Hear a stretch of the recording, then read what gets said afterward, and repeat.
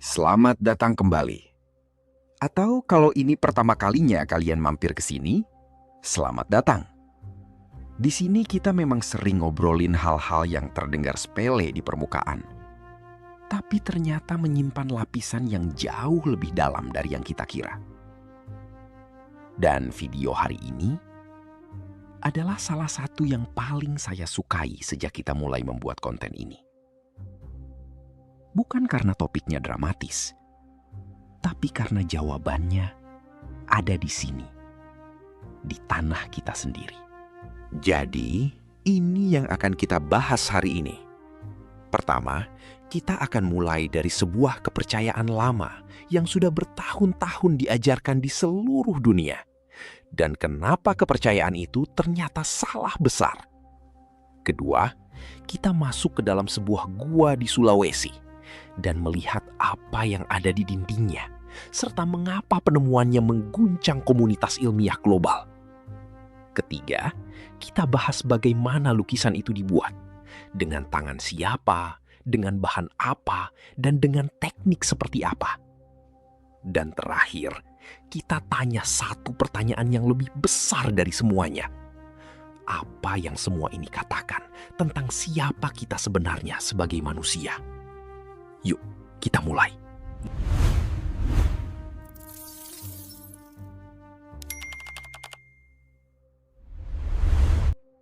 Ada satu kepercayaan yang sudah tertanam dalam buku teks arkeologi selama hampir 100 tahun.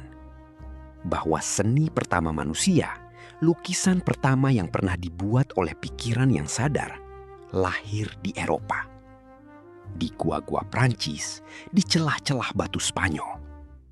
Di tempat yang cahayanya cukup untuk para arkeolog barat menemukan jejaknya dan mengklaim namanya untuk buku sejarah dunia. Lascaux, Chauvet, Altamira. Nama-nama itu dihafalkan anak sekolah di seluruh dunia, termasuk anak sekolah di Indonesia. Tapi pada Juli 2024, sebuah studi yang diterbitkan di jurnal ilmiah paling bergengsi di dunia, jurnal Nature, mengumumkan sesuatu yang mengguncang fondasi arkeologi global. Seni figuratif tertua di dunia, bukan di Eropa, bukan di Afrika. Ia ada di Sulawesi. Di sebuah gua bernama Leang Karampuang. Di pegunungan Karst Maros Pangkep, Sulawesi Selatan. Berusia 51.200 tahun. 51.200 tahun. Coba pikul angka itu sebentar. Ketika lukisan itu dibuat, peradaban pertama manusia bahkan belum terbayangkan. Pertanian belum ada, kota belum ada, tulisan belum ada.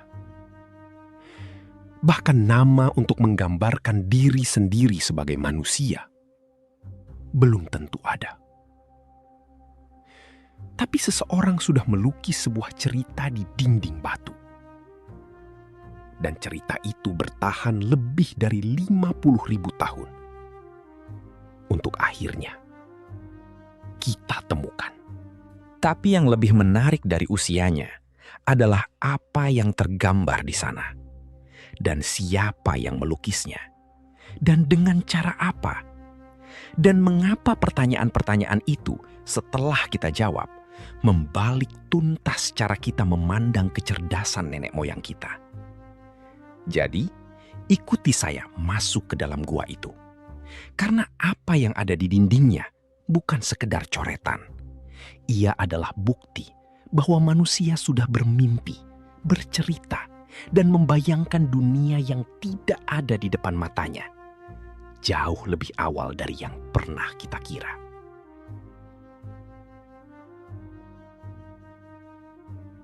Wilayah Maros Pangkep di Sulawesi Selatan adalah salah satu lanskap karst terbesar di dunia. Ribuan menara batu kapur menjulang dari daratan seperti gigi raksasa yang ditinggalkan. Di antara menara-menara itu tersebar ratusan gua. Sebagian sudah diketahui penduduk lokal selama berabad-abad. Sebagian lagi baru ditemukan dalam beberapa dekade terakhir. Leang Karampuang adalah salah satunya. Sebuah rongga batu kapur yang tidak terlalu dalam, tidak terlalu besar, tapi di dindingnya tersimpan sesuatu yang tidak ada yang menduga. Tim peneliti yang terdiri dari ilmuwan Indonesia dan Australia sudah bekerja di kawasan Maros Pangkep selama bertahun-tahun. Nama ketuanya adalah Adi Agus Oktaviana, seorang spesialis seni cadas berkebangsaan Indonesia, mahasiswa PhD di Griffith University, Australia. Ketika Adi dan timnya menyorot lampu mereka ke dinding Leang Karampuang, yang mereka lihat bukan sekedar coretan acak. Di sana ada 3 sosok menyerupai manusia, berinteraksi dengan seekor babi liar. Bukan berdiri sendiri-sendiri, bukan simbol terpisah. Mereka sedang berada dalam satu adegan yang sama. Satu cerita. Lukisan itu dibuat dengan satu warna pigmen saja, merah tua gelap. Warna yang kita kenal sekarang sebagai oker, mineral besi yang ditemukan di tanah dan batu. Komposisinya sederhana tapi jelas. Seekor babi, warty pig, babi kutil Sulawesi, hewan asli pulau ini. Dan 3 sosok bertubuh seperti manusia, dalam posisi yang tidak acak. Satu sosok tampak berdiri di depan babi itu. Satu di atasnya. Satu lagi di sisi yang lain. Ada sesuatu yang sedang terjadi di dalam gambar itu. Sesuatu yang sudah dimulai dan sedang berlangsung. Untuk menentukan usianya, tim menggunakan metode yang baru dikembangkan. Namanya Laser Ablation Uranium Series Imaging. Cara kerjanya begini. Di atas permukaan lukisan, seiring berjalannya ribuan tahun, lapisan kalsit, semacam kerak mineral tipis, terbentuk secara alami. Kalsit itu bisa diambil sampelnya menggunakan laser berdaya sangat rendah. Lalu dianalisis kandungan uranium dan thoriumnya. Dari perbandingan kedua elemen itu, ilmuwan bisa menghitung berapa lama kalsit itu terbentuk. Dan karena kalsit terbentuk di atas lukisan, maka lukisan di bawahnya sudah ada lebih lama dari itu. Hasilnya, minimum 51.200 tahun. Sebuah angka yang tidak ada yang siap untuk menerimanya.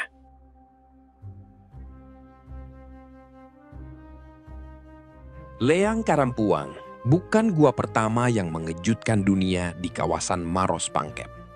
Ini sudah terjadi berkali-kali dalam rentang waktu kurang dari 10 tahun. Dan setiap kali terjadi, buku teks arkeologi harus ditulis ulang. Kita mulai dari tahun 2014, ketika tim peneliti yang dipimpin oleh arkeolog Maxime Aubert dari Griffith University mengumumkan sesuatu yang mengejutkan. Sebuah cetakan tangan, stensil tangan manusia yang disemprot pigmen merah di dinding Gua Maros. Usianya setidaknya 40.000 tahun. Setua cetakan tangan tertua yang sebelumnya dikenal dari Eropa. Tapi ini bukan di Eropa. Ini di Sulawesi. Bayangkan momen itu. Seseorang 40.000 tahun lalu menempelkan telapak tangannya ke dinding batu. Lalu meniup pigmen merah dengan mulutnya sampai bentuk tangannya tercetak. Lalu pergi. Dan 40.000 tahun kemudian, sebuah senter menyinarinya untuk pertama kalinya. Apa yang ada di kepala orang itu saat meniup pigmen itu? Apakah dia tahu bahwa tindakannya akan diingat? Atau apakah ia hanya ingin mengatakan, "Aku ada di sini. Aku pernah ada." 5 tahun kemudian, tahun 2019, tim yang sama menemukan sesuatu yang jauh lebih kompleks. Di Gua Leang Bulu Sipong 4, ada sebuah adegan berburu yang terdiri dari beberapa sosok sekaligus. 8 sosok hewan dan setidaknya 8 sosok yang menyerupai manusia. Tapi bukan manusia biasa. Sosok-sosok itu punya kepala hewan, setengah manusia, setengah binatang. Para ilmuwan menyebutnya Therianthropes, makhluk yang menggabungkan atribut manusia dan hewan. Usianya setidaknya 43.900 tahun. Dan itu berarti manusia purba di Sulawesi sudah membayangkan makhluk yang tidak nyata 43.900 tahun lalu. Ini penting untuk dimengerti. Therianthrope, makhluk setengah manusia setengah hewan, bukan sesuatu yang ada di alam nyata. Ia adalah produk imajinasi. Seseorang harus bisa memisahkan konsep manusia dari konsep hewan, lalu menggabungkannya kembali menjadi sesuatu yang baru. Itu adalah pemikiran abstrak tingkat tinggi. Itu adalah bukti bahwa otak yang membayangkan makhluk itu bekerja seperti otak kalian dan saya. Dan otak itu sudah ada di Sulawesi lebih dari 43.000 tahun yang lalu. Selama 100 tahun, narasi buku teks arkeologi berbunyi begini. Manusia modern bermigrasi keluar dari Afrika sekitar 70.000 tahun lalu. Mereka menyebar ke seluruh dunia. Dan ketika sampai di Eropa, sekitar 35.000 sampai 40.000 tahun lalu, tiba-tiba ada sesuatu yang klik dalam otak mereka. Semacam revolusi kognitif, kebangkitan kesadaran. Dan buktinya, seni mereka muncul di gua-gua Eropa. Tapi Sulawesi menghancurkan narasi itu. Karena manusia yang sampai di Sulawesi sudah membawa kemampuan melukis bersama mereka. Artinya, kemampuan itu sudah ada sebelum mereka meninggalkan Afrika. Artinya, ini bukan tentang Eropa. Ini tentang seluruh spesies manusia.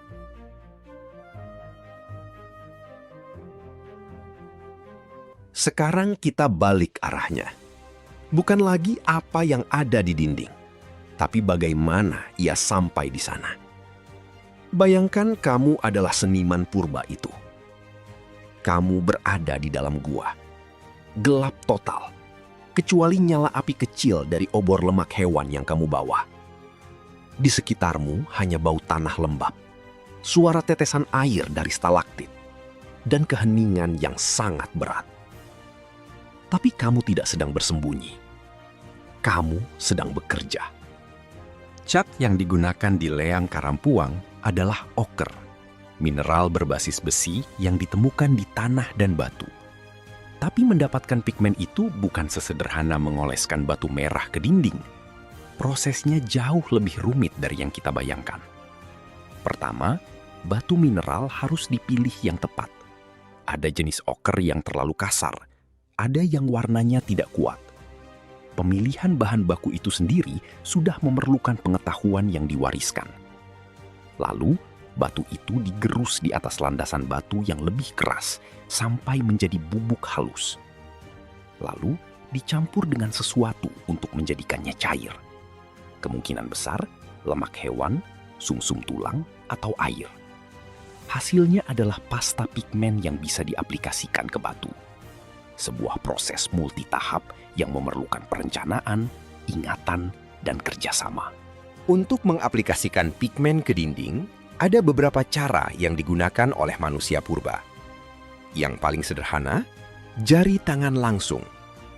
Kamu mencelupkan jari ke pasta oker, lalu menggoreskannya ke batu. Cara kedua, kuas primitif. Dari bulu hewan yang diikat, atau dari serat tumbuhan yang ujungnya dikoyak-koyak. Cara ketiga, yang paling mengagumkan, meniup. Pigmen diletakkan di mulut atau di dalam tabung tulang binatang alam, lalu disemprotkan ke dinding menggunakan napas. Seperti cat semprot, tapi yang bahan bakarnya adalah paru-paru manusia. Dan teknik inilah yang menghasilkan cetakan-cetakan tangan yang muncul di begitu banyak gua di seluruh dunia, termasuk di Maros Pangkep. Ada satu detail yang sering terlewat ketika orang membahas lukisan-lukisan purba ini. Dinding gua bukan kanvas yang datar. Ia berbenjol-benjol. Ia punya tonjolan dan lekukan alami. Dan seniman-seniman purba itu memanfaatkannya. Di banyak lukisan Sulawesi, kontur alami batu digunakan untuk memberi kesan 3 dimensi pada gambar hewan. Punggung batu yang menonjol diintegrasikan menjadi punggung babi. Retakan alami menjadi garis tubuh. Ini bukan hanya melukis. Ini adalah kemampuan untuk melihat gambar yang tersembunyi di dalam batu dan membebaskannya. Seperti yang dikatakan Michelangelo tentang patungnya ribuan tahun kemudian. Patung itu sudah ada di dalam marmer. Aku hanya membuang bagian yang tidak perlu. Manusia purba di Sulawesi sudah berpikir seperti itu 51.000 tahun sebelum Michelangelo lahir. Satu fakta terakhir sebelum kita teruskan. Ocher, pigmen merah yang digunakan di Leang Karampuang dan ratusan situs lainnya di dunia, ternyata bukan hanya digunakan untuk melukis. Analisis di berbagai situs arkeologi menemukan bahwa ocher juga digunakan untuk menyamak kulit hewan, sebagai tabir surya alami, sebagai repelen serangga, Dan sebagai komponen lem alami untuk menempelkan ujung tombak ke gagang kayunya. Pigmen yang sama yang digunakan untuk membuat seni juga digunakan untuk bertahan hidup. Ocher bukan sekedar cat. Ocher adalah teknologi multiguna pertama manusia. Dan manusia purba di Nusantara sudah menguasainya ribuan tahun sebelum siapapun di belahan dunia lain mendokumentasikannya.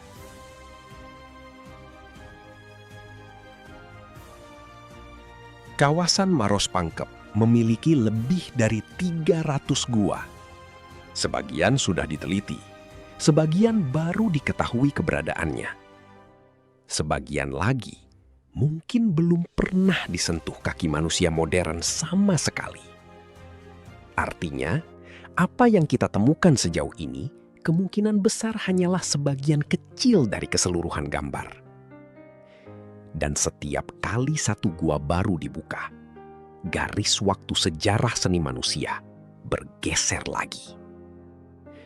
Pertanyaan yang tersisa bukan lagi kapan manusia mulai bisa membuat seni. Pertanyaannya sekarang adalah, seberapa jauh kita masih meremehkan nenek moyang kita? Selama ini ada asumsi yang sangat nyaman tentang nenek moyang kita, bahwa mereka primitif, bahwa mereka bergerak karena naluri, bukan pikiran, bahwa kemampuan untuk membayangkan sesuatu yang tidak nyata, dewa, roh, cerita, seni, adalah ciri khas manusia modern yang sudah beradab.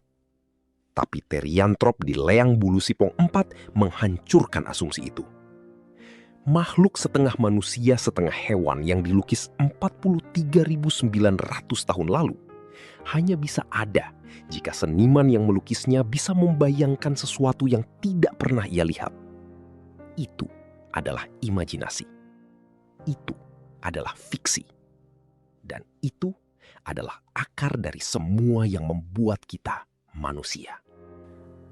Seorang filsuf dan sejarawan bernama Yuval Noah Harari pernah berpendapat bahwa kemampuan manusia untuk berkoordinasi dalam jumlah besar bukan karena kita lebih kuat, bukan karena kita lebih cerdas secara individual, tapi karena kita satu-satunya spesies yang bisa percaya pada cerita bersama. Agama, negara, uang, hukum, perusahaan, semuanya adalah cerita. Tidak ada secara fisik, tapi jutaan orang percaya padanya. Nah, di mana akar dari kemampuan itu? Lukisan di Leang Karampuang memberi kita jawabannya. 3 sosok manusia yang berinteraksi dalam satu adegan adalah bukti bahwa kemampuan bercerita, kemampuan untuk berbagi narasi yang sama dengan orang lain, sudah ada dalam diri manusia setidaknya 51.200 tahun yang lalu. Ada satu hal lagi yang perlu kita pikirkan. Selama bertahun-tahun, narasi sejarah seni dunia dibangun oleh peneliti-peneliti dari luar. Gua-gua Eropa menjadi pusat cerita, nama-nama Eropa yang ada di buku teks. Dan kawasan seperti Sulawesi hanya muncul di catatan kaki. Tapi studi yang dipublikasikan di Nature pada Juli 2024 dipimpin oleh seorang peneliti Indonesia, Adi Agus Oktaviana, mahasiswa PhD asal Indonesia yang mengantar gua di tanah airnya sendiri ke halaman depan jurnal ilmiah paling bergengsi di planet ini. Itu bukan detail kecil. Itu adalah pengingat bahwa cerita ini milik kita untuk diceritakan. Saya sering berpikir tentang orang yang melukis adegan itu di Leang Karampuang. Siapa dia? Laki-laki atau perempuan? Apakah ia sudah tua atau masih muda? Apa yang ia makan hari itu? Apakah ada seseorang yang memegangi obor sementara ia melukis? Apakah ada anak-anak yang duduk menonton, penasaran dengan apa yang sedang dikerjakan orang tuanya? Kita tidak akan pernah tahu. Nama mereka tidak ada. Wajah mereka tidak ada. Yang tersisa hanya gambar itu. 3 sosok dan seekor babi. Satu cerita yang bertahan 51.200 tahun. Ada pertanyaan yang selalu muncul setiap kali saya berpikir tentang lukisan-lukisan itu. Mengapa? Mengapa seseorang masuk ke dalam gua yang gelap dan berbahaya, membawa obor yang bisa padam kapan saja, dan menghabiskan waktu dan tenaga untuk melukis sesuatu di dinding batu? Apa yang mendorong tindakan itu? Bukan makanan, bukan keamanan, bukan kebutuhan survival dasar. Yang mendorong tindakan itu adalah sesuatu yang lebih dalam. Kebutuhan untuk diingat. Kebutuhan untuk bercerita. Kebutuhan untuk mengatakan kepada dunia, aku ada. Aku melihat sesuatu yang indah. Dan aku ingin kamu ikut melihatnya. 51.000 tahun berlalu. Dan dorongan itu tidak berubah sama sekali. Kita masih bercerita. Kita masih melukis. Kita masih ingin diingat. Hanya medianya yang berganti. Satu pertanyaan yang ingin saya tinggalkan untuk kalian. Kalian baru saja tahu bahwa seni tertua di dunia ada di Sulawesi, Indonesia. Dan saya penasaran, bagaimana perasaan kalian mendengar itu? Apakah ada rasa bangga, rasa heran, rasa tidak percaya? Atau mungkin pertanyaan lain yang muncul di kepala kalian? Ceritakan di kolom komentar. Saya baca semuanya. Dan kalau video ini membuat kalian melihat sesuatu yang baru tentang siapa nenek moyang kita dan tentang apa artinya jadi manusia, tekan tombol like dan bagikan ke siapapun yang kalian pikir perlu mendengarnya. Sampai ketemu di video berikutnya.